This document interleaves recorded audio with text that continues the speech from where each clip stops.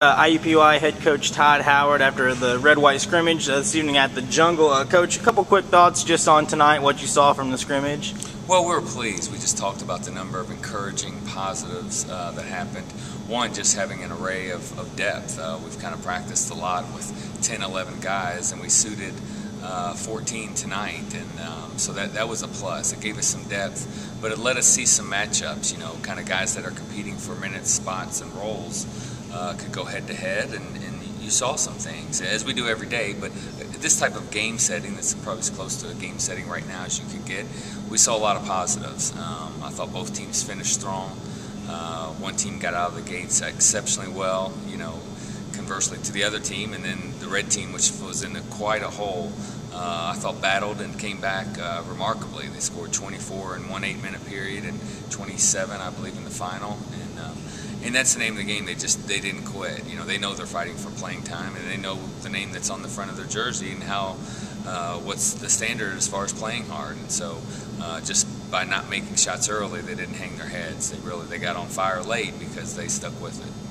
Is there anything different that you may have saw as a spectator? You know, you weren't coaching really either team tonight. You sat there on the scorer's table. So anything different you might have seen? It was good just to see them compete. Sometimes when you're in the throes of practice, you may miss some things, and you see it on film that night or the next day, and well, then it's a little too late. So to truly observe, and I like doing that because I wouldn't want to coach against someone on our team. So I enjoyed just seeing the matchups. I enjoyed seeing the execution.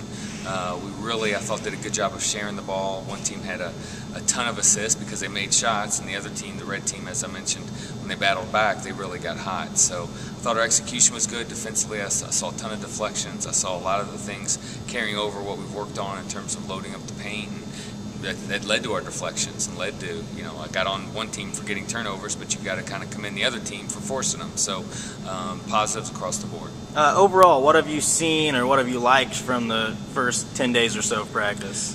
Depth and versatility. I think every coach, you think you're deep all summer. You get into practice, you get into games, you get into conference play, on and on. The depth tends to shrink, but I don't see that happening.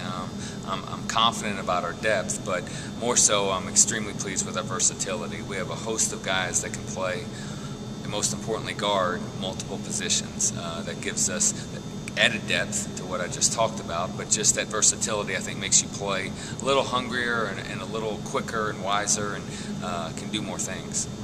What could the additions, or what do the additions of Ian Childs and John Hart bring to your team from a year ago? You know, it's I think a great duo. We're very pleased with what they've been able to do on both ends of the floor.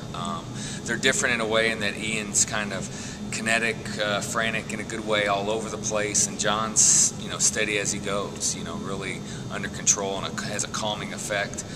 Ian can rally some guys, and so I think you mesh those and synergize those two type of players when they're good players on top of it, and some good things can happen. So I think they can pose a lot of problems for teams. I think it's going to be hard to find a team that has two guys that can match up with that and guard those guys.